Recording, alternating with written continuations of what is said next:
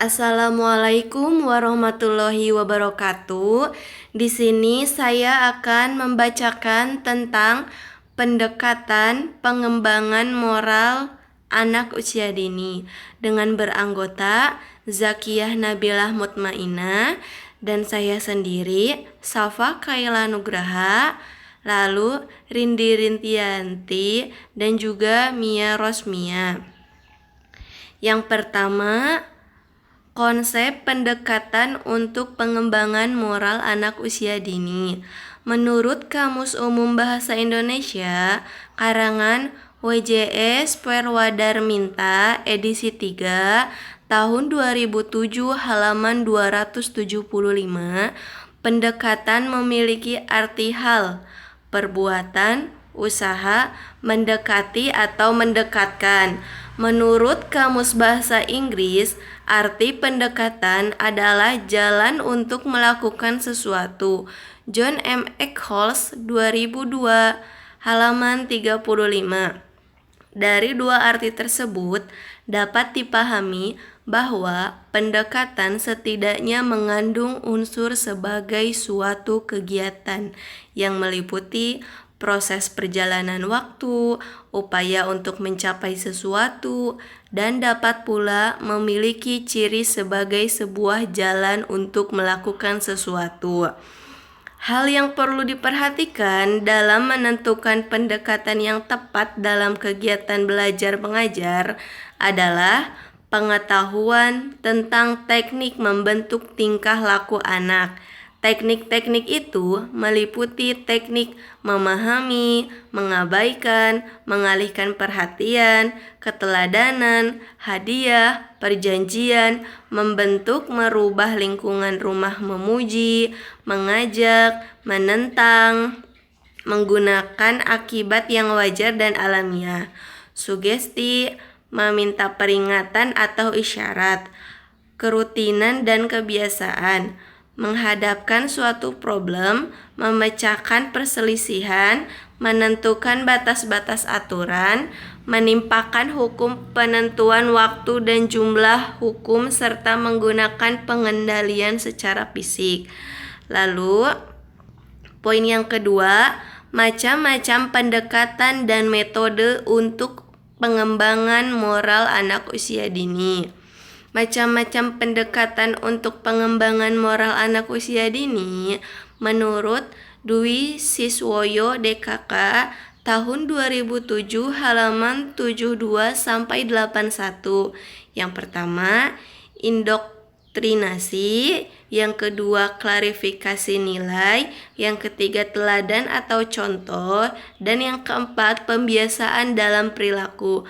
Menurut Wehwit tahun 2004, yang pertama, inculcation, moral development, analisis, klarifikasi nilai, dan action learning.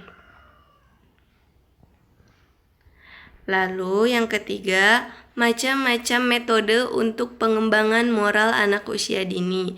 Yang pertama, bercerita.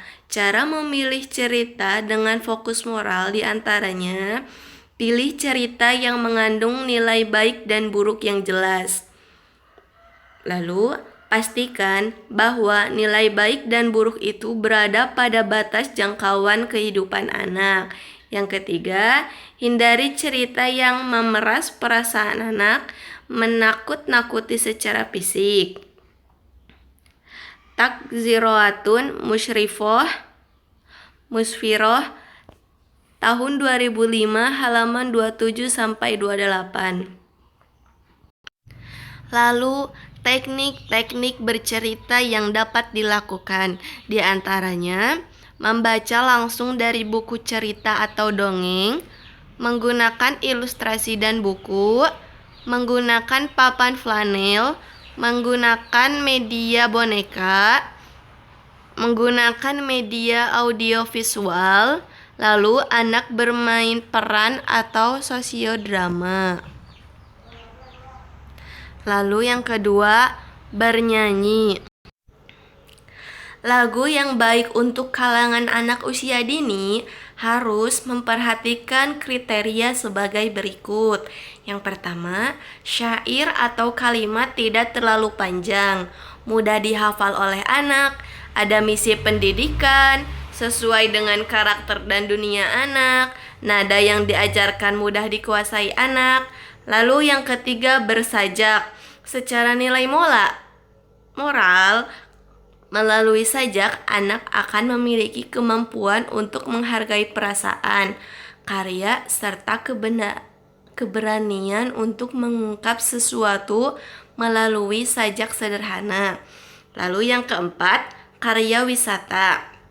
Manfaat yang dapat diperoleh anak melalui karya wisata, yakni karya wisata dapat dipergunakan untuk merangsang minat anak terhadap sesuatu, memperluas informasi yang telah diperoleh di kelas, memberikan pengalaman mengenai kenyataan yang ada, dan dapat menambah wawasan anak. Lalu, karya wisata dapat menumbuhkan minat tentang sesuatu hal. Karya wisata kaya akan nilai pendidikan. Lalu yang terakhir, karya wisata dapat juga mengembangkan nilai-nilai kemasyarakatan. Terima kasih. Mohon maaf bila ada kata atau pembacaan yang kurang baik. Khairul kalam. Assalamualaikum warahmatullahi wabarakatuh.